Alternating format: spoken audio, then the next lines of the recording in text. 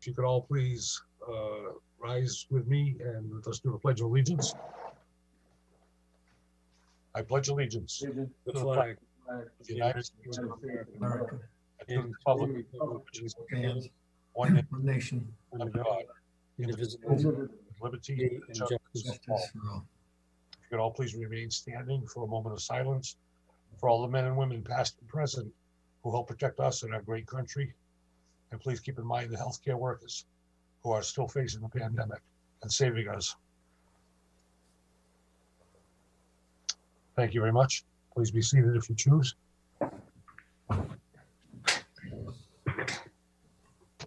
Okay. There's no appointments. New business. Mike Corville, recognition for promotion to colonel. Yes, so Mike Corville, our longtime IT director, has been promoted to the rank of colonel, and I wanted to come here and have him recognized by the board, but I wanted Mike to kind of... Wait a minute. I got to get up. Look, Colonel, here's to you, sir. Thank you. You're a Boy Scout. That doesn't count. Yes, it does. We just heard from Colonel Sanders. That's true, too. Yep. So, Mike, if you want to just tell the board a little bit about your work and your career and how you got to this point, I think it's great. It's a great story. Sure. Some of them may know a little bit about it. So I've been in the All Reserve Component Army National Guard for 33 years. The first almost 7 of that, I was enlisted. I made the rank of E5 Sergeant. Then I applied and was selected to go to Officer Candidate School. I did that, completed that, and was commissioned in 1994 as a Field Artillery Officer. Spent a good part of my career as a Field Artillery Officer, and just recently, within the last 10 years, the Army has set up a branch called Cyber Operations. I applied and I was granted the Cyber Operations branch, and I've been doing that for the last probably 5 years now.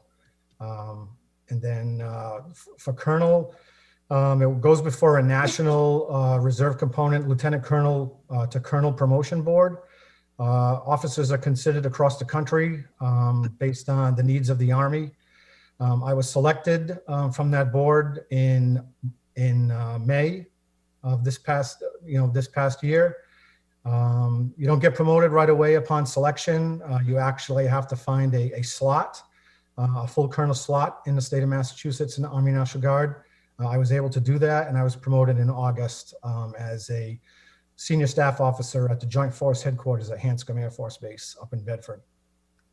That's Massachusetts National Guard Headquarters, both Army and Air at the same location. Colonel, is that the 211th Artillery? That was my initial unit. Yeah, I was in that unit before Delta you Battery, were 211th Field Artillery in Fall River was my first unit. No, yeah, it was in New Bedford at the old. That was headquarters. Was that correct? Yeah, I was in headquarters. Yep. Long before you were born, probably. Thanks. Thanks, Sean.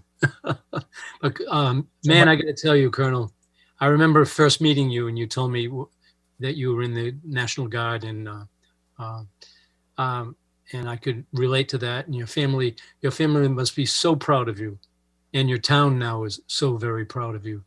Congratulations, Colonel. Well deserved. We love you, buddy. Thank you. So, Mike, does this mean you're in charge of the cyber attacks on other countries for our government? No. Just wondering. You don't have to answer that. Yeah, he wouldn't say yes if he was. Yeah. Need to know. Wow. So, congratulations. That's terrific. Thank you. Sean. Like, I've been around long enough to see your career, and I tell you, it's just absolutely stellar. And as I want to say thank you for your service, both to the town and to our country. It's just absolutely amazing. I know in your travels through the military, you get to meet a ton of people. You know, just like Stanley got to meet General Sherman and Stonewall Jackson. Personal friends. Yeah, we're good friends of each other. Yeah. And it's just it takes a special person to serve the military, and more importantly, too, it takes a special family to support somebody serving in the military. So as somebody who has family that served many, many, many years in the military, both in the Vietnam War and, in the Pentagon and whatnot. And a cousin who served overseas in Germany in the bunkers. That was kind of scary because he had his finger on the button. It takes a special people to do both. So on behalf of my family and the town, I just want to say thank you. And my father used to be in field artillery when he was in World War II, so it's kind of interesting. He stood by the 155 howitzers and lost most of his hearing because of it. Very familiar with that piece. Yep. Yeah. Anyone else? Congratulations, Michael. Thank you. I just wanted to, I wanted to thank the town for their support. It's never been, oh, geez, you got something coming up, or, it's never been that. As long as I've done my part, let the town know exactly what's going on. When something is scheduled, when I present it to Greg and Ed before him, it was never an issue. It was always, okay, thank you. We'll make do. Please give me a plan with what's going to happen in your absence. I've always provided that. And it's never, ever been an issue from the town's perspective. So that I really appreciate it. Thank you all for your support and previous select boards along the way that I've been a part of since I've been here. Thank you. That's as it should be. So I'm glad to hear that it's never been a problem for you. Okay, anyone else? Okay. Thank you very much. Have a good night. Happy New Year. Thank you. Congratulations again and good luck. Okay. Item B. Cody popped up here. Not too much, it's okay. Natural gas grant for public. Cody Haddad. Welcome, Cody. How are you? How are you? Happy New Year. Thank you. Same to you. So back in October, the Attorney General's office announced they had reached a settlement with National Grid on they had a lawsuit going on. And so part of this settlement, a couple $1 million was made available to different towns throughout Massachusetts to have a natural gas fuel assistance grant through this winter with the town has to run it. The state provides the funding and the town applies and gets that funding. So I applied back in October and we received $20,000 for natural gas assistance to Dartmouth residents. This will come in $300 vouchers is what I thought would be best. So we have about 64 of these grants available. To date, I've only received about 5 applications. And this has been posted, on the website. It's on our homepage. It's on social media. So we just wanted to get it out there. There's some income guidelines, but the state gives us some flexibility. So while first preference will be given to those that fall within the guidelines, anyone who has experienced a financial setback from COVID or anything, any financial setback will certainly be considered. It's a 1-page application. It's pretty straightforward and easy. And we just asked for a copy of your natural gas bill. And I spoke with the state today. We should be receiving those funds. And as soon as we receive those, everyone who has been approved, we'll pay that directly to Eversource, and that'll be $300 toward their natural gas heating bill. That's a one-time activity, correct? It's one time, and basically through the program guidelines, if by I think February, mid-February, if we still have funds available, I think we'll open it back up. It's one of those things where the state says basically use it or lose it. So if we still have funds available, we'll open it back up, maybe a smaller amount to residents in need. Yep, great. David. Nice going, Cody. Thank you. Question. I know you mentioned all these different outlets to advertise, let people know. Is there more we can do to reach out to people in a different format? Because it seems like somehow we can do better, or should try to do something different to reach out. Any ideas on that? Yeah, certainly. So I passed this along to Amy, and so she has the application to pass along the folks over there. It's posted on the website. I actually spoke with Cindy today from DCTV, and we're going to try to come up with something. I know DCTV does a great job getting stuff out there. So I'm going to work with her and just try to get it out there and just make it known to people. You know, like a lot of people are in need this time. Our new youth advocate, I spoke with her, Dolores Joseph, and she has an information that she comes across families in need. She'll pass that information along as well. That's good. I noticed it was in Dartmouth Week today. I saw it. Oh, well, okay. I reached out to the editor there, so that's good. Sean. Yeah, I just posted the links on 2 of the pages on social media. So, you know, that's about 8,000 people. So, Cool. Thank you. Stanley? Yeah, Sean, when do we get that sign? Would have been a perfect opportunity for sign out in front of Town Hall. That's Just fine. an example of what that could do. Oh, yeah, well, Cody's working on that, so that's something that's on our list for hopefully this spring to get installed. But I'm saying if we did have it, it'd be a perfect opportunity. Yeah, Definitely. Could we legislate that the police sign for a week or so to put it up someplace that for the message of some type? Sure, I can talk to the chief about that. I would like to think that we can just leave nothing unturned as letting people know that it's out there and get it out. the high school electronic sign, that's the school department. All good ideas. Yep. Excellent. And the other was the 2 major, a lot of supermarkets in town are always a good place, but people go to the supermarket. Hmm. But we can exhaust all these things. I'd like to think that we can gobble up that stuff, 64 of them pretty quick. Yeah, absolutely. That's my goal. Great. Anything else? Anybody? Okay. Thank you, Thank you, Cody. Cody. Keep up the good work, Cody. Thank you very Thank much. you. Cody's here for our next item as well. Okay. Item C, North Dartmouth Charging Station is active. Yes. So back in early December, myself and Kathy Stanley, the energy manager, it's been a priority of ours to get the charging stations at the North Library up and running. So I reached out to Lynn, the director, and basically just see where the library board was at. And she passed along some concerns about who would be putting up for the cost of these 2 charging stations. That was a concern that the library board had. So ultimately, I kind of explained the situation to Lynn. At that point, I found it would be easier if I just went before the library board to explain the situation. So ultimately, we have multiple charging stations townwide, town hall, council on aging. But the ones at the North Library are the newest technology, so they allow us to actually charge a fee for people to use them. And so the library board wanted consistency across the board. And unfortunately, at this time, the older machines that we have throughout town just don't allow us to charge that fee. So in speaking with the library board, we just, my point of view and Kathy's point of view was we just want to get these machines up and running. They're part of the LEED certificate at the new North Library. And so we certainly have somewhat of a commitment to have those up and running.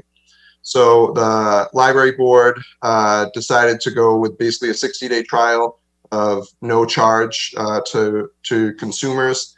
And then at their February meeting, I'm working, myself, Kathy, and Greg Barnes are working to come up with a fee basically that we can charge if they choose to do so. And just to give some perspective as far as cost, one of the great things about having these machines up and running at the library is we can get a lot of good data. And so I checked this morning and we had 5 cars use it over the past, since we activated it in mid-December, for a total of 17 kilowatt hours. So the approximate cost is about $2, for that time period. So it's not a significant cost in the interim, certainly, but we're glad to have them up and running, and we'll develop a policy, hopefully, eventually townwide as we replace the older units. Good. David? Cody, is there a security or a vandalism issue as to where they're located up there? Because it is pretty quiet and isolated and dark. I don't think so. I'm not sure if.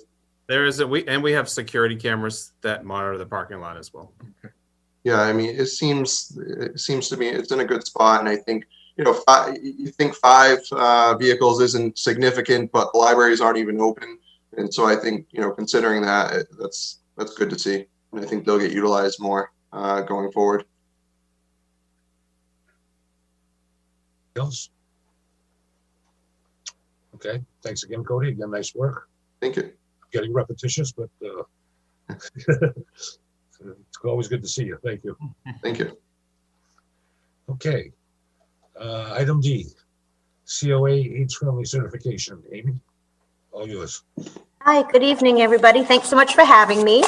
Can I just mention to Cody real quick that as far as the fuel assistance program, if we can get that out in our February newsletter, that would be fantastic. I don't think we did that in January, and we'll certainly promote it on our social media as well. Oh, excellent. Thank you, Amy. Yeah. Okay, so tonight I'm here. I'm pleased to announce that our age-friendly action plan was accepted, and the town of Dartmouth is now recognized as becoming an age-friendly community. Our action plan focused on 8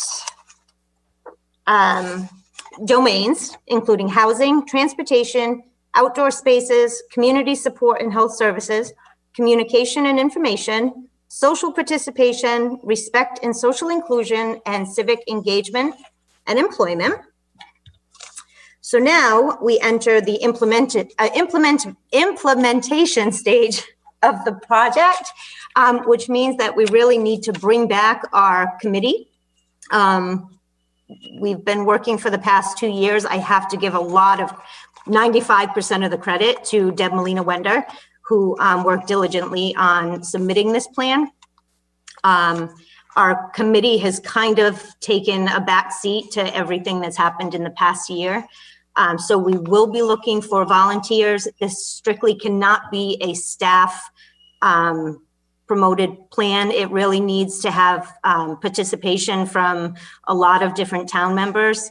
Other communities have each separate domain would have a separate team per se. So that's what we'll be looking to do in the very near future. A few of our plans are to continue working with Coastline and the Senior Aid Program to increase and maintain a skilled workforce for our older population. We'd like to see improved accessibility of the public areas in town. We're going to continue to encourage participation of older adults and the community at large in outdoor activities.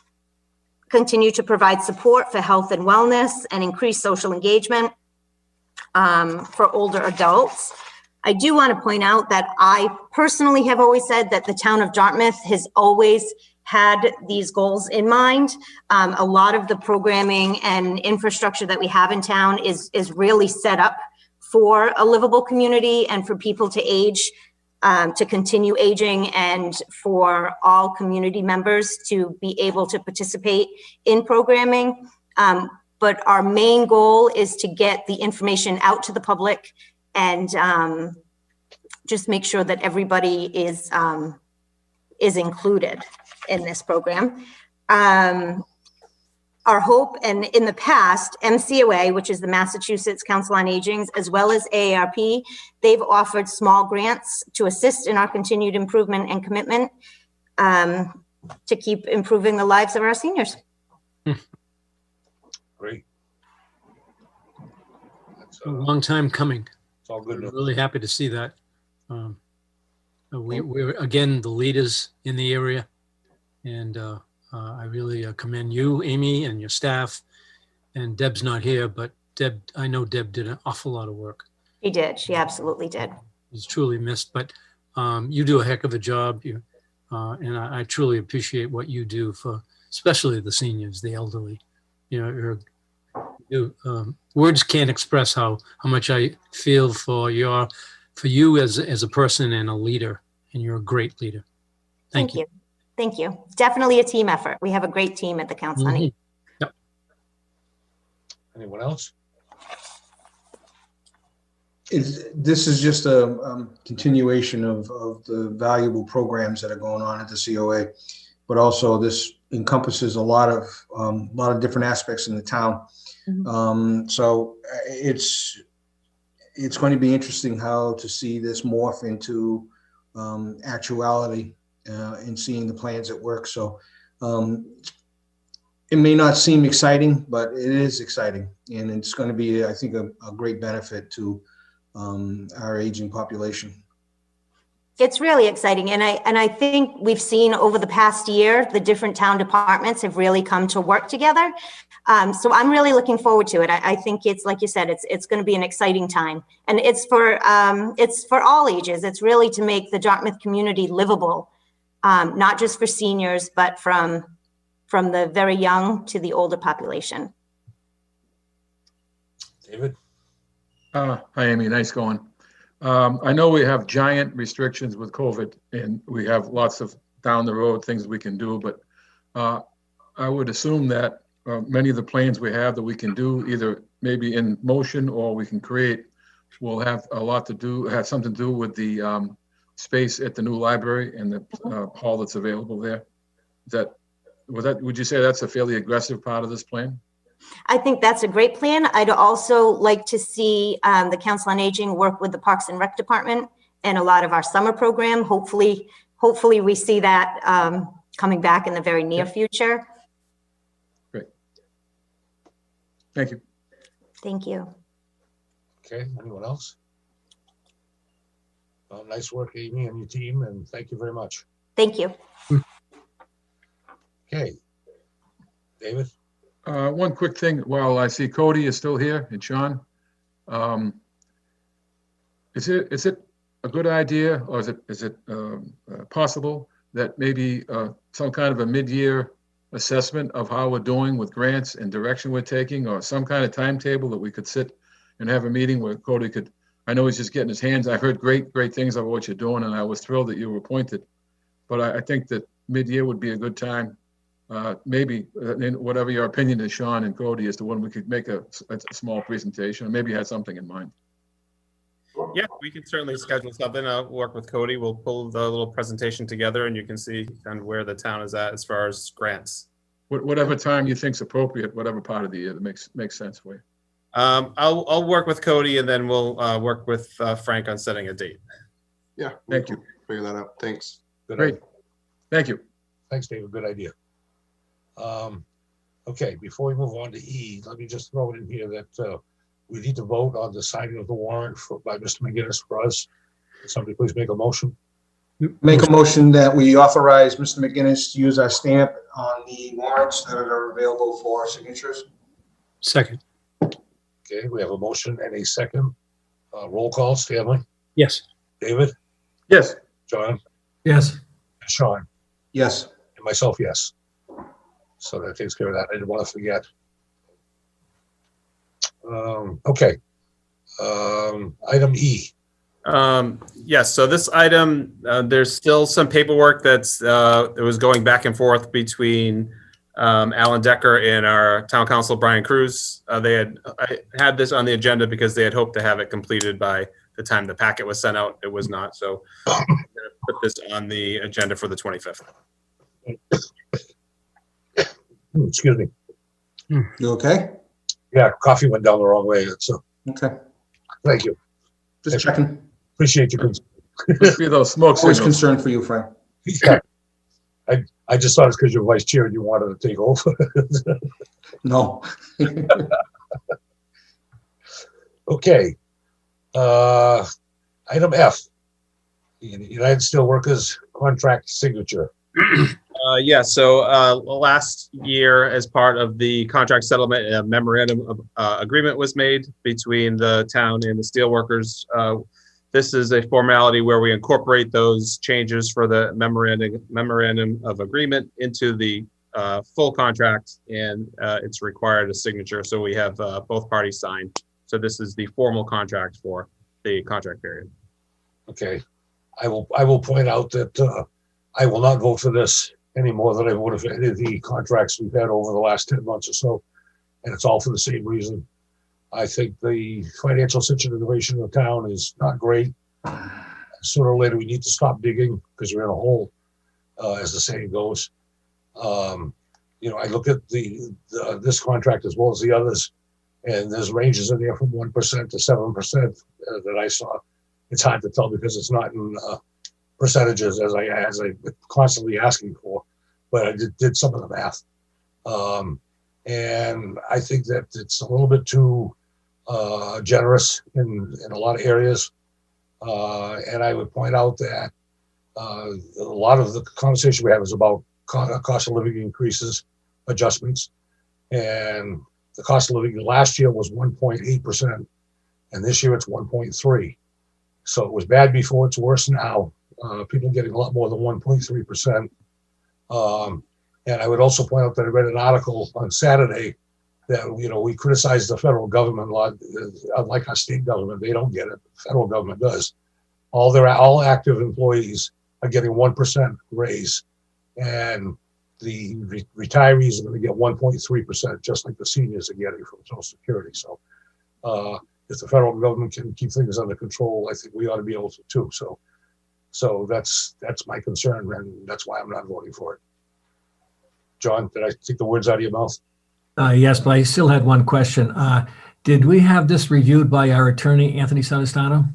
It's been reviewed by our labor attorney, Howard Greenspan, who handles all of our collective bargaining contracts. Okay. Any more comments or questions? This is a contract that was negotiated, and, we negotiated it a while ago, and now this is just a formality. So I understand where you guys are coming from, but unless you want to reopen negotiations, this is what we have in front of us. I agree, and I understand that, and that's why I expect it to pass. But I also wish that while this was going on, that there had been more sensitivity to the costs. That's all. Somebody want to make a motion? Or David, did you want to comment? A quick comment. I think that in going back to many of the contracts we reviewed, my feeling has always been that we attract good people, we keep them, and we try to take it as best we can. But if times become so tough and so difficult, I would have no problem with reductions, freezes, or if need be, eliminations, because that's what it's going to take. And if it happens, we're watching it carefully, then so be it. And I'm sensitive to what you're saying, Frank, but these were negotiated and in good faith, and we also have some leverage if we have to take it. Yeah, I just rather those things be more proactive instead of having to do something reactively, because we're in trouble. We knew there was a problem coming, and there didn't seem to be any sensitivity to that, in my opinion. So we just spent more money, and that's, and again, as you explained the COLA thing many times. And I know that it's not all COLA, but there's a lot of COLA built into the contracts, and that's when somebody. Well, I also go back to the fact that you say it's coming, but I also know what also is coming is we're in a very aggressive mode to be more efficient, to review the people we have, to eliminate jobs, to combine jobs, and I'm as aggressive feeling about that as anything we're doing, and I think that we're doing it, and we should keep doing it, and I think it's going to only get better in that regard. Sean. See, the situation is this, is that when you negotiate a contract, you're negotiating it for a series of multiple years. Okay. And what happens, what could happen towards the end of the contract, or somehow before the contract, situations with the economy and the situations may change. And then it becomes either a good contract or a bad contract, or a contract that's kind of like, and we have the financial acumen to anticipate what we can and cannot do. We always ask for the finance director to come up with what ifs. What is this at 1%, 1.5%, 2%? And at that point in time, we ask them, this is what can be done. The majority of our employees, are getting basically, the smaller amount of percentages. And the only time it changes is when your class changes or your step changes. And, every employee is entitled to a step change because that's in the contract. You go 1 to 2 to 3 to 4. And then it all depends upon if your grade changes. Excuse me. And I think at this point in time, this was negotiated in good faith, to the best of our ability and to the best of their ability. Their demands have always been up here and our demands have always been down here. And we kind of meet somewhere, not in the middle, but generally towards where the town is, where the town wants to be. And we know that. We know when they come up with the initial, what they want for percentages, and generally it's down about below the 2.5 mark. And I just think, yes, we have to be cognizant, and we have to take a look at what we have. And David is correct in the way Sean has been looking at different ways of delivering services and saving money to provide those services. So with that, excuse my English. With that, I'll make a motion that we approve the signing of this contract between the United Steelworkers and the town of Dartmouth, and to authorize Mr. McGinnis to use our stamp to sign the contract. And for those who don't want to stamp it, Mr. McGinnis can put a tape across their name and do it that way. Or to sign it outright, whichever you want. If you need an original signature, we can do the same thing. There a second on that motion? I'll second. One comment before we vote, if I may. Please. I would also. What's that? I said I'd like to comment also before. Okay, this is to me, it's pretty significant. And I don't know the town's policy, but being a Washington's birthday is one of the holidays mentioned, and Washington's birthday is no longer identified as, unless it is in our town charter, it's President's Day, because it doesn't honor Mr. Lincoln, and I'm very protective of Mr. Lincoln. So is Washington's birthday the correct, is it in the charter of some form, or is it should it say President's Day as opposed, this is the holidays on section 19. Yeah, it should be President's Day. That's an oversight, yeah. Thank Mr. Lincoln, appreciate that. Thank you. So that could be adjusted. That doesn't have to be fixed before the vote takes place. That can be just adjusted. We'll probably correct that in the next contract. Stanley? So again, signing the contract.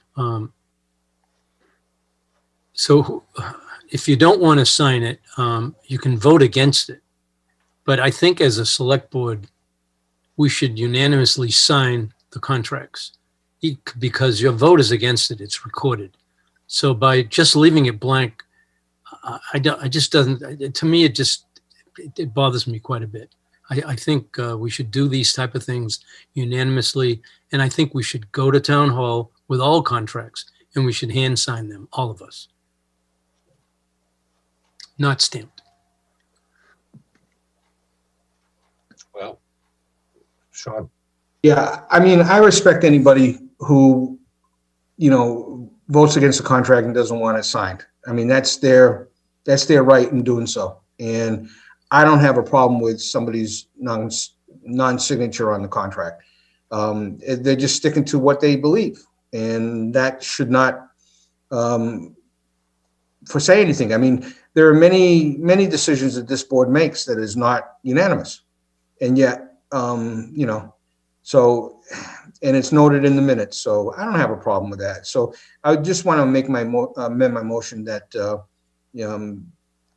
that we actually sign the contract at the select board's office at our convenience.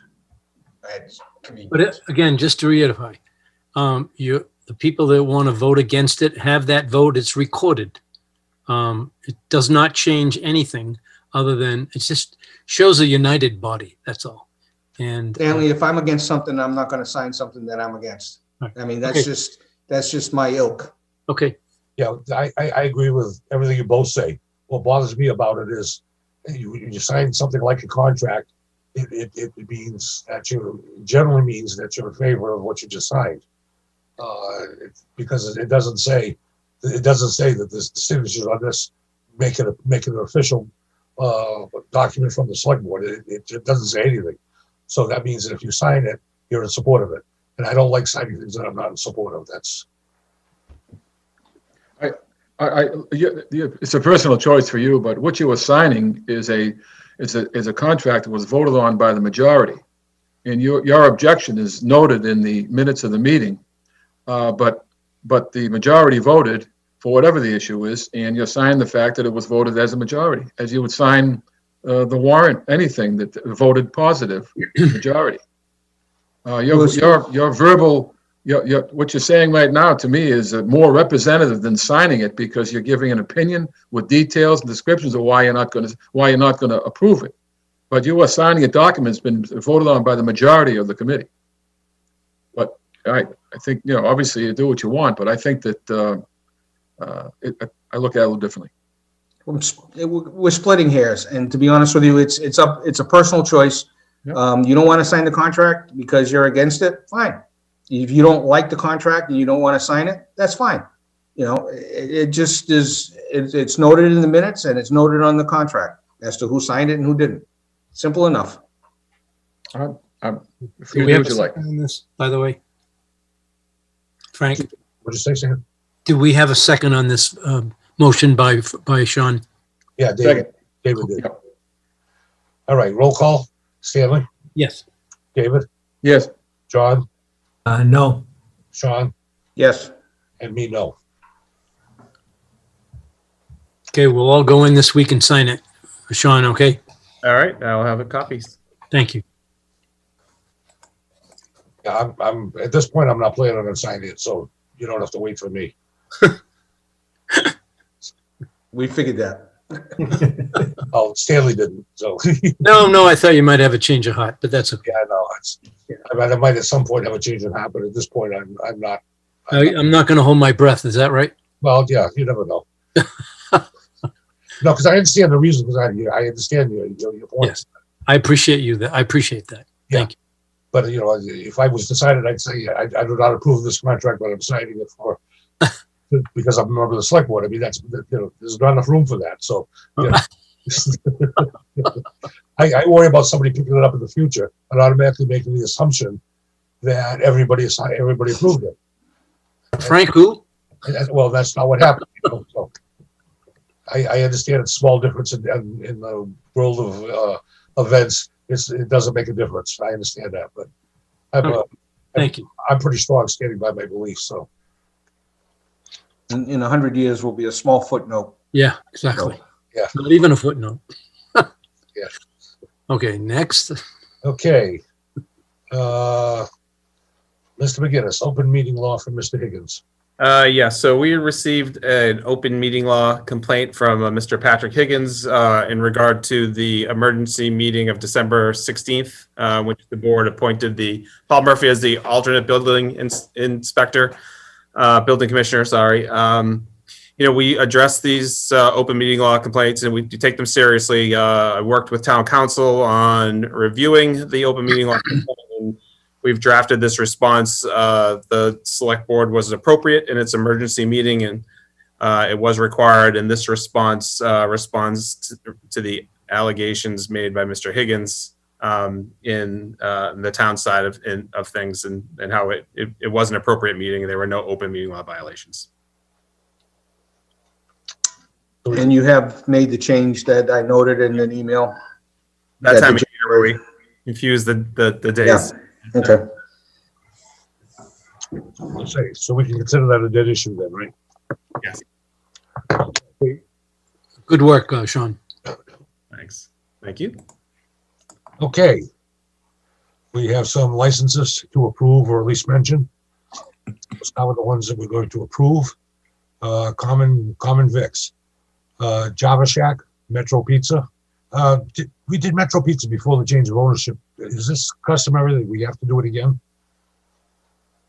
Yes. I'm just asking for my own. Yeah, the annual license. Yep. Yeah, Yeah. the new license. Okay. I didn't remember doing that before, but that one stuck out at me.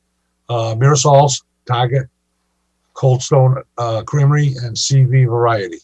Motion to approve. Second.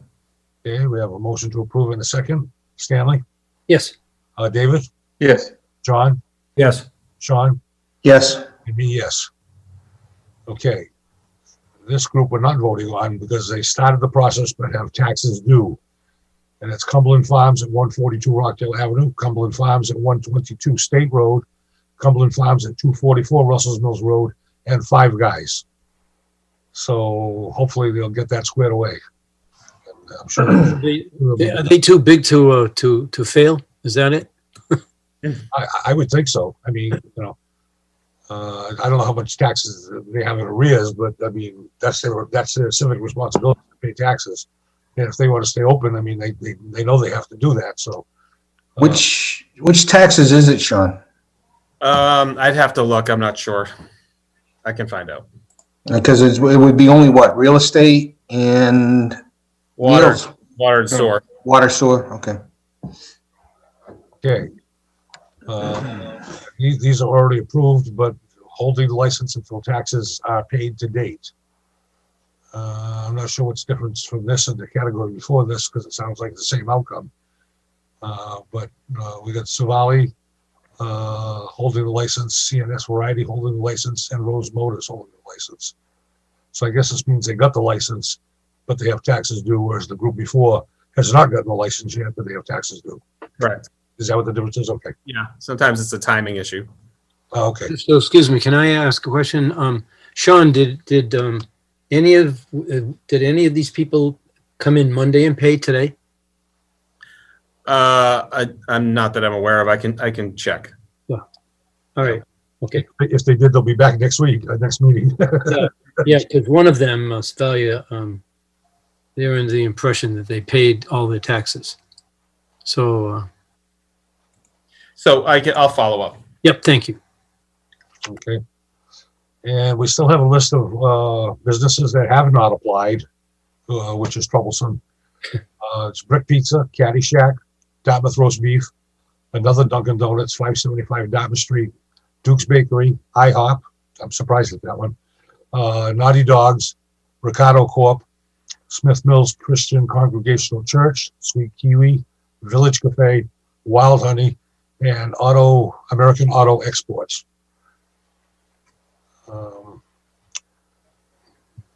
Anybody have any comments on, is there something we should do about this or? Well, I believe a couple of those are not going to be reopening. So I would just make a final letter to let them know. I mean, they can't operate without a common VIX, and it opens them to legal entanglements if something should happen between a patron and themselves. Yep. And the town, to be honest with you. Right. We have to get that letter out. I don't want to be, onerous and saying, look, pay up or apply or shut down because of what's going on out there. But it would be the same thing if, everything was all the same. But still, I mean, they know that this is is there. They've gotten plenty of notifications that the license, it needs to be renewed. They see it in their establishment because it's hanging on a wall. Yep. So, I mean, I would send out, I don't even know if sending out the letter would be something good, because to be honest with you, the way the mail has been lately, we're getting mail at our office that was dated, middle November. We're getting it in the last couple of weeks. So I think maybe if anything, have these letters sent and hand delivered, just to let them know that it's there. I'm not too concerned with the common vic, but the motor agent, I am extremely concerned, because that's an entirely different thing. That's a $30,000-$40,000 vehicle versus, a $2 hot dog. Yeah. Under the heading of rules, should we have our building commissioner pay a visit to these folks and see if they're actually open and explain the rules to them if they don't know? I mean, I can't imagine them not knowing, but they are putting a lot of people in jeopardy. I think if you visit them with the letter saying that they need to, get their license renewed. Hand delivered is a great idea. Okay, Exactly. I'm okay with that. Right. David? I think the tone of the letter could something like, although we know times are difficult, we're not in a position to treat your establishment any different than all the people who have followed the rules. I mean, there are more people that there are more, the majority, I would say probably 95%, if not more, of the businesses that require a license in the town, Right. But some of these people are in real dire straits. Others don't pay attention. But the point is, we can't differentiate from those who follow the rules and have paid a long time ago. Right. I think they have to understand that. Yeah. It's not draconian. It's not unfair. In fact, it's very fair. Yep. But I think they have to know that this is the end of the line. Yeah, this can't go on forever. Okay, the last one was not included in the list. Motor agent Class 1, Colonial Import South Inc., 225 State Road. They are ready to be approved. Yes. Okay, well, that's good. Okay, Because this is the one, I saw this on the list. I'm saying the car dealership not renewing their motor agent license. Since we called this one out, could somebody please make a motion? I'll make the motion to approve Second. this motor agent Class 1 license. Okay, we have a motion and a second. Roll call, Stanley, Yes. David, Yes. Sean, Yes. and John. Yes. Myself, yes. Okay, so they won't be on our list until next year. Hopefully. Unlike some of the others that are going to be on the next meeting list. Okay. Old business, Mr. McGinnis. Yes, Bliss Corner, no new updates. So that was discussed at the previous meeting. COVID-19 update. We continue to monitor the governor's orders, and we're preparing for a surge after the holidays. Town departments are in teaming mode that's been working successfully. We continue to monitor the vaccines and the state's distribution of the vaccines with the health department. I know our health director, Chris Michaud, has been working with the Department of Public Health on how to do the public safety dispersal of the vaccines, whether we do it partnering with another community or if we have enough staff. So he's still working out that, and we don't have those. We don't have any vaccines to date anyway. But as soon as we're able to start dispensing them, we will, and I'll have him in to discuss that at that time. Okay. Stanley, do you have a question or a comment? Well, I mean, you can do, I have not on this thing. I just have old business that I'd like to mention. Yeah. After you mention this, Okay, the COVID, the second one, which you did, right? you just did. Yeah. Okay. Nothing else on that COVID, right? Yes, Sean has something. Go ahead, Sean. I did notice that the report sent out by the Board of Health on Friday did show a slight downtick. Yeah. But I'm assuming that's pre-holiday. So I'll be interested to see what it looks like coming this Friday. I have a feeling it's going to be up, Yeah, unfortunately. the chart that Dartmouth actually showed it up. So my understanding was it went down and then it went back up again. Is the way I interpreted that. Well, the one on Friday went up and then down a little bit. Maybe one or two cases. It wasn't a lot. But I know of a family that 5 people in the same household. Wow. So Not uncommon either. right. Okay, go ahead, Stanley. Yeah. So I consider this that I'd like to speak very old business. We have an issue in the village about parking, off-street parking. We've kicked the can down the street, keep kicking the can down the street. To make that village, the village that we all think it could be, we need to have off-street parking. We want to make it a destination, and it has everything but off-street parking. It's unfortunate. I know we had some discussion with the District 1, Fire District 1, regarding that old broken down building across the street. And to make that an off-street parking. We also, there was some mention, I think, maybe Mr. Herring can verify this, that District 1 would like to build a new building. No, they were looking into adding on to the one going up. Mhm. Not a new building, no. Well, that could, they're looking into it, but that could change, correct? Well, it's a lot more expensive to go up and we can't prove the need. Anyway, so I think we need, as a town and as the town fathers, we need to support those businesses in the village. Their commitment to their business and with COVID, they've I've spoken to an awful lot of the businesses, and it has hurt them. They had a fairly good year, but some did not. You know, as we know, we lost a restaurant down there. So we need to find a way to be able to get that property or some property and build off-street parking for these people. Maybe we need to have another committee and look at the options that the town has. I'd like us to seriously look into this. They need it. There could be options down there that I'm not looking at, but it needs to be addressed, and the select board should address it. Thank you. I appreciate the concern, and it sounds like we've had this conversation before, and I'm just not sure. Nobody's come up with any results yet, so I'm not sure what's going to be different this time, but I'm not opposed to it. I just am not expecting eureka to happen. That's, It's worth another look, though. It is. I would say a different set of eyes. Yep. David?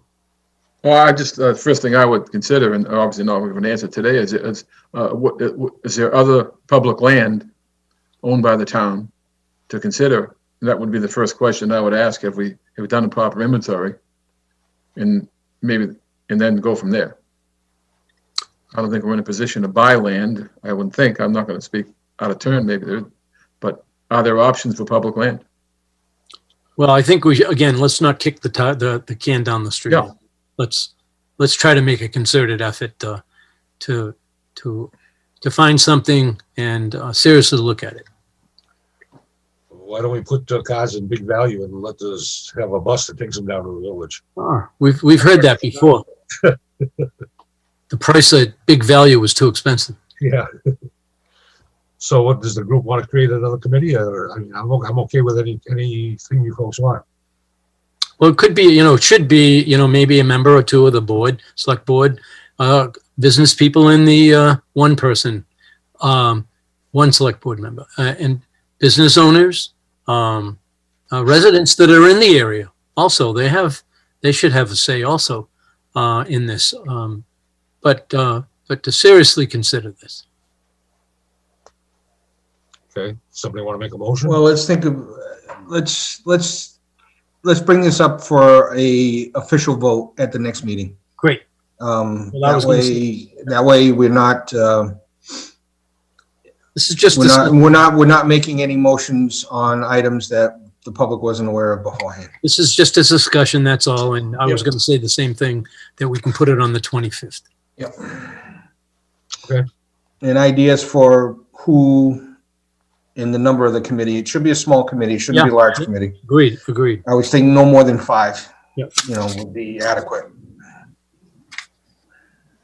Thank you, everyone, by the way. Sure. Thanks, John.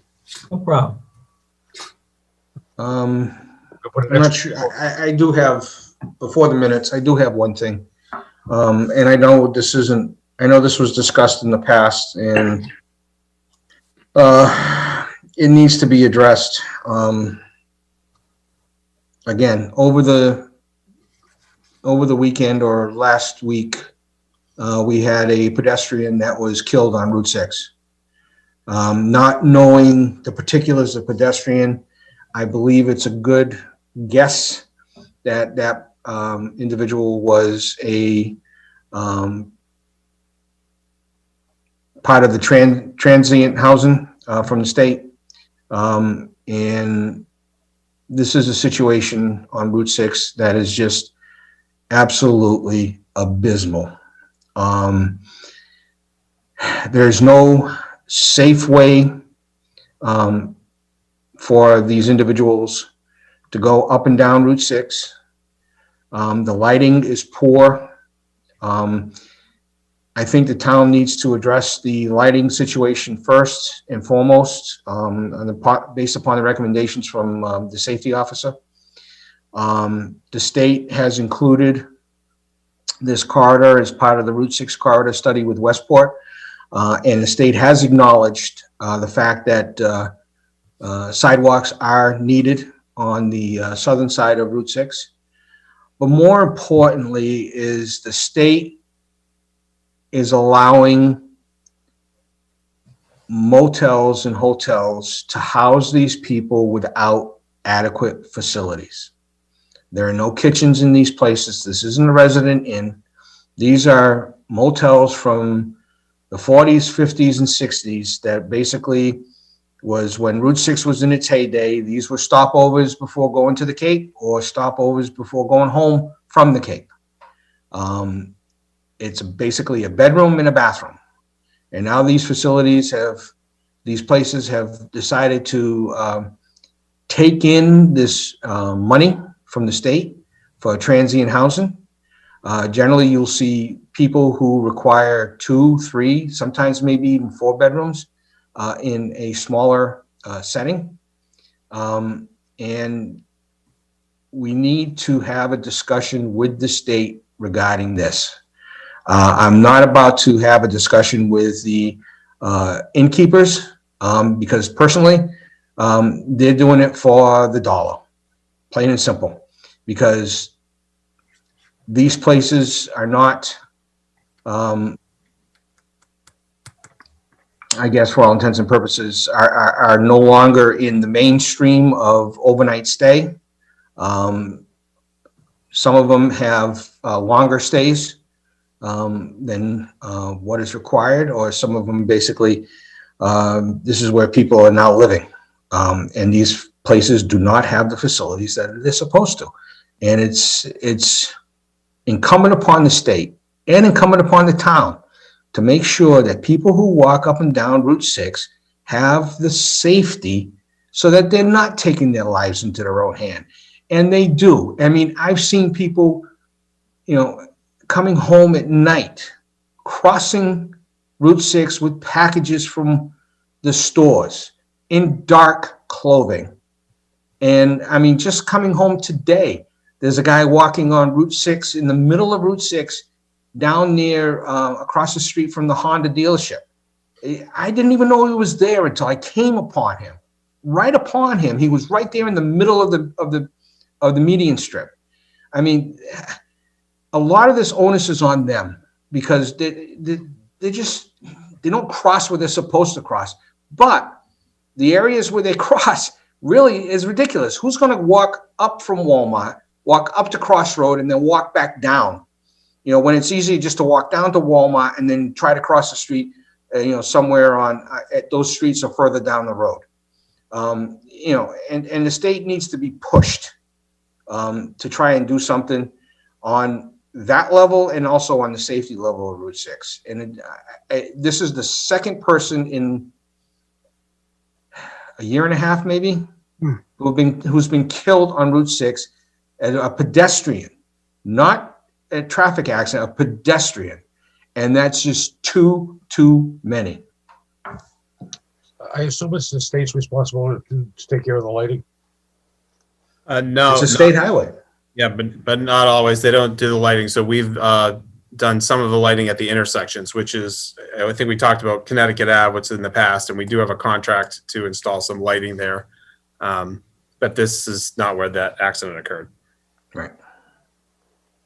Okay. Other question I have is, if people are using 1-bedroom places for more people than are supposed to be there, is that something that the building commissioner or the Board of Health can push back on?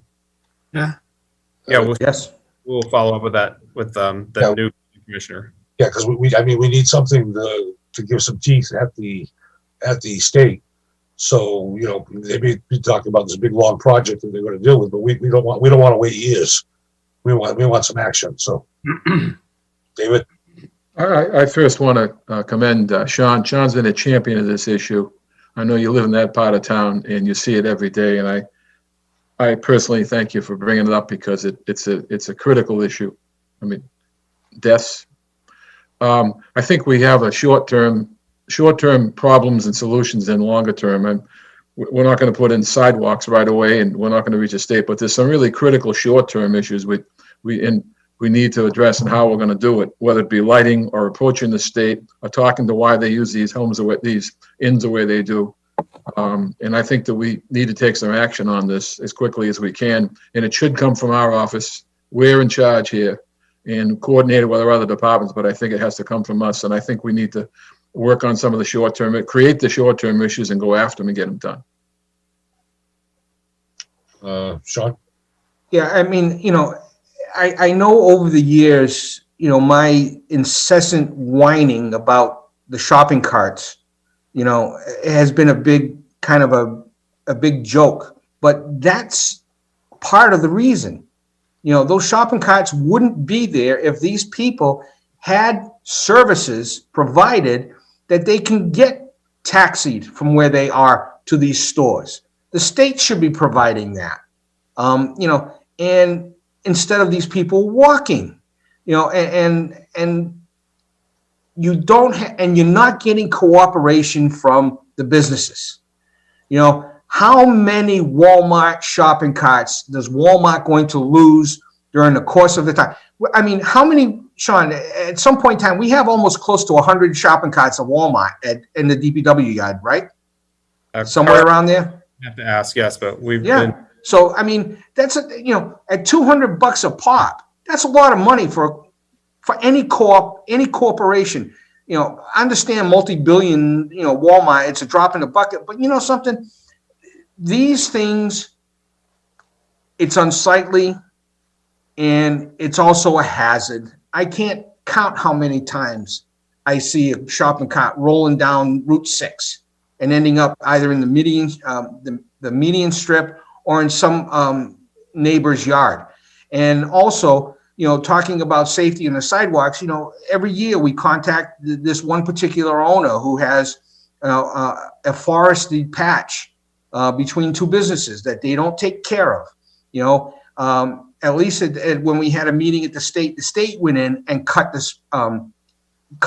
back the vegetation so that people can walk, because this growth just goes in and people just move outside of the dirt path that's there onto Route 6, you know, because this owner doesn't take care of the property. And this is another part of the problem. And you know, I'm not exactly sure how to handle that, but I mean, there's at least 3 letters, 3 years in a row to this particular owner to take care of the property. This year, the state took care of it and really cut it back, which is good because now it allows people to walk back and forth. But the state housing is the problem, and it doesn't work. It seems like it doesn't work with the towns. It just it pushes off their problem onto other people. And plus the fact there is also other ramifications to this town, because the McKinney Act requires that the town pay 50% of the transportation if there's kids involved to their original school district if they want to go to that school district. So if somebody from Dorchester wants to keep their kids in Dorchester, well, you know something, the town's got to pony up half of that. You know, and that's another expense to the town. So, you know, this is my business. Is housing is my business, and this absolutely drives me insane when I see, you know, people pushed off just because the state throws money at it and then see you later. That's, you know, we're doing good by providing them, you know, inadequate housing. Is this something we should talk about with Maki and not to be? try and get some help at the higher level of the state. Oh, I want to have that meeting with them. There's no doubt about it. Yeah. I mean, I'll be nice. Yeah, sure. Sure you will. Stanley, I think you had your hand up first. Yeah, thanks. It's all about inspections too. We really need to inspect these places. If we can identify these with pictures, identify these violations, and get them back to the state, send them to Markey's office, whatever. We need to document all this and build some type of resume that we can produce.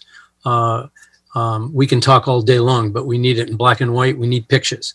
I think it's important that we do that. I saw a whole family just before I went away, husband and wife and 3 kids walking down Route 6 on the street, on the highway. Whole family. Horrible. I almost started, I just couldn't believe that there was no other way where they were on Route 6 to do anything other than walk on the street. Little baby in the lady's hands. Horrible. Get these places inspected. David? I think that the state has limited resources, limited locations, and they find an old beat-up hotel that has possibility, and they just take it until they are forced to, pony up and change their methodology or change the places they pick or conform. They're going to just do what they can because they have such a giant need for these people, for places of people to stay. So I think that the first thing we need to do, and I would be more than happy to join in with another member that is to identify the most important issues, whether it be vegetation, whether it be lighting, whether it be inspections, a handful of the most important things egregious that have a short-term solution to them, and take some action on it, and then maybe look down the road for some longer term, which would be the state and with Markey and Montigny, et cetera. But I think there's some critical short-term solutions we just need to address. And Sean, I don't want to volunteer for you, but you're the most qualified to identify them. And I think that if we could do even walking up and down, take a survey up and down the road and come up with these lists and then put together an agenda, I think that would be a way to take some action rather than, because every word you've said, what you talked about is completely valid and it needs to be addressed, because if we don't take this kind of action, we'll be here again, God forbid, with a third member walking across the street and losing them. I mean, this is a cash cow for the innkeepers. And I said Absolutely. that several years ago, and I had one innkeeper try to get a hold of me to discuss what I had said, and I called them back and they never returned my call. So I mean, it struck a nerve, and I hope it strikes a nerve again. Yeah, what bothers me is engineers, we always look for root cause. The root cause is actually putting the people in the housing, there for housing in the first place, which is why I'm trying to figure out some way of pushing back on the state to pay attention, because the problem is they consider this, they've solved the problem. They had a problem, they had to put some people somewhere, they put them there and they walk away and they forget all about it. Yep. So I don't know if we need a lawyer to create a lawsuit that would get their attention. I don't know if we need again Markey and Montigny to take it seriously and then push back at them. I don't know how to do it, but I know what needs to be done, as Sean has articulated very well. But we need to make them do it. I don't know how to make them do it. The root cause is the state placing here, but in essence, the root cause is the lack of affordable housing. Right. And the way the market is right now, that doesn't exist. Somebody who is on public assistance or somebody that has got one job, they can't find decent housing at a decent price without going. I mean, in essence, when we interview people for housing in our position, the guideline is 30% of your gross income should be going towards rent. And that's generally with adjustments and stuff, it's actually lower, but 30% is what the government has said. And you cannot when you have a 3-bedroom and the landlord wants $2,000, well, that person has to make over $7,000 a month in order to pay for that. That doesn't happen. Generally, that $7,000 is what they make in a year. And they can't, and this is the root cause. And so the state just basically says, okay, we'll pay for the assistance, but this is where you got to go. It's miles away from where they were. It's uprooting entire families. Yes, they have a place to stay, but all their support system and where they're used to is 30, 40, 50, 60 miles away. And that creates another burden where like I said, with the McKinney Act, we're required, if they want to go back to their school system, that's where they're going to go. And the town has to pay for some of that. And that takes away resources the town could use for something else in the school department. And it's just, it's a bigger picture, but the more focused picture is the safety of these people. It's the safety of anybody walking up and down Route 6. And it doesn't make a difference who that person is, whether it's transient housing, somebody who lives in the area, who likes to walk to go shopping and come back. That's the thing. But it's also the safety of the drivers. There's nothing more shaking than either seeing somebody crossing in front of you in the dark, in a dark portion of the road, or, all of a sudden seeing a shopping cart coming down the middle of Route 6, coming down the hill right towards your car. I mean, that's just, it's just the way it should be. And, the technology is there for these businesses to do something with their shopping carts, whether it be, wire traps after a certain point in time, the shopping cart locks, or as most European countries do, it's a token. It's a quarter for a chain. You get it, and when you bring the cart back, you can get your quarter back. It's a no cost thing. I mean, that happens. It's done in Portugal. It's done everywhere else. Why isn't it done here? Because everybody's used to the convenience. To go to the shopping cart and whatever you need to do, and then leave it wherever the hell you want to leave it, or throw it down Route 6 towards somebody else's car. So I don't know. Enough of that for me. So as a group, what do we want to do soon? Well, we need to get the reports from the Board of Health on their annual innkeeper inspections. Okay. Because part of that is also the number of days individual stays there, to see if there's a long-term stays. And then at that point in time, it's to talk to the state. Because we've already had our conversation, Sean and I have already had the conversation with the state DPW regarding, the roads and the sidewalks and whatnot. So that's, but we also need to get the lights up as soon as possible to get, at least some areas, and we need to maintain, we need to notify people up and down Route 6 that, if there's a sidewalk or an semblance of a sidewalk in front of their property, they need to maintain it, keep it passable, whether it be, during the snowstorm or at least vegetation-wise. There aren't that many as far as vegetation goes. There aren't that many spaces, places that require that. But we run into, the snow issue. But we run that snow issue, on Slocum Road, elsewhere in town where there's sidewalks, Russell's Mills Road and whatnot. So, but more importantly, so that would be the next. And then after that is having to sit down with the state and say, look, what is your guidelines? And is it just something you send out? And because talking to the innkeepers to me is useless, because this is a money grab. Right, but if they had health violations or safety violations, they could be shut down. Yes. Right. Which would automatically push back on the state. But if they have, if there is a family in a 1-bedroom or a 2-bedroom, and there's lack of proper kitchen facilities, a proper refrigerator, a proper working stove other than a hot plate. Right. You know, it's just, I don't know. When do these innkeeper reports come out? They're part of the annual inspections, and I think they do them around this time of year. So I have a note here to contact Chris, and now that Joe Braga, the new building commissioner, started. I'll see how they coordinate that. Okay, thank you. David?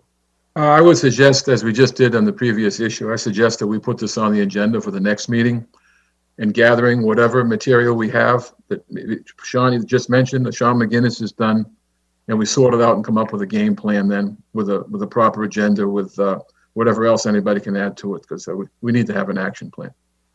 Exactly. Okay. This is And I, for one, am willing to participate in getting this thing done.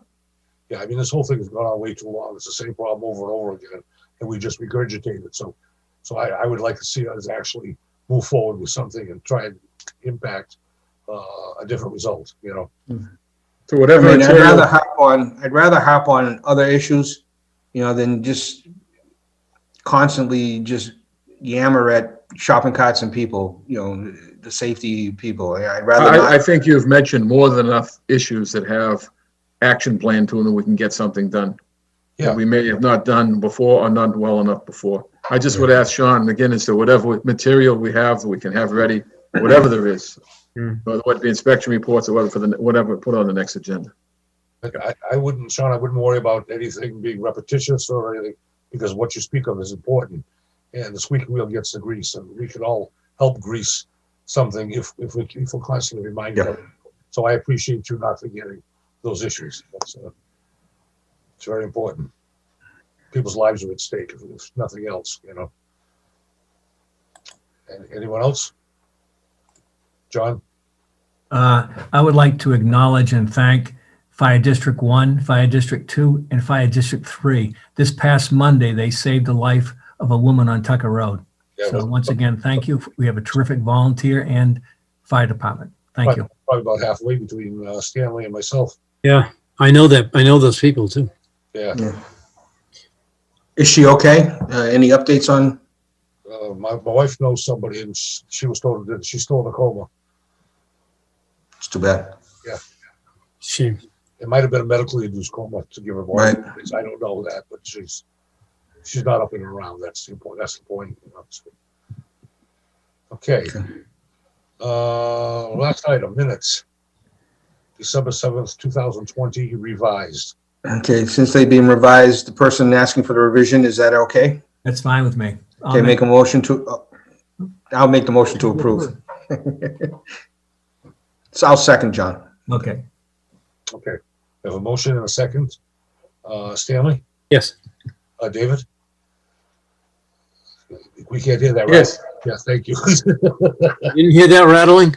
Yeah. What about the dashboard? Watch it bounce here. Let's see, Sean Yes. and John? Yes. Myself, yes. So we're all set with that. Anything under information by anybody? From Mr. McGinnis or anything? One item, we have actual physical mail here for the board members. I don't know how you want us to get that to you. It's been here. We'll pick it up this week. We'll pick it up this week when we sign. Does it look like anything important? No, generally the important stuff we pass along. It's Yeah. more. So, and we can package it and put it in the mail to you, or if you want to come in and pick it up, you just let us know. You can respond individually to me. Okay. The check's in the mail, Frank. I was wondering. No checks. I haven't seen any. It's just a check mark. Sean, did you want to finish the discussion that you sent out by email about the extra meeting we need to have? Oh, yeah, I don't think that's public information. The board needs to kind of decide that individually, and it's not, and it's, yeah, that would have to be on the agenda. So you can just reply back to my email if. Okay. Individually. Motion to adjourn. Second. Okay, we have a motion to adjourn. Any second? Stanley? Yes. David? Yes. Yes.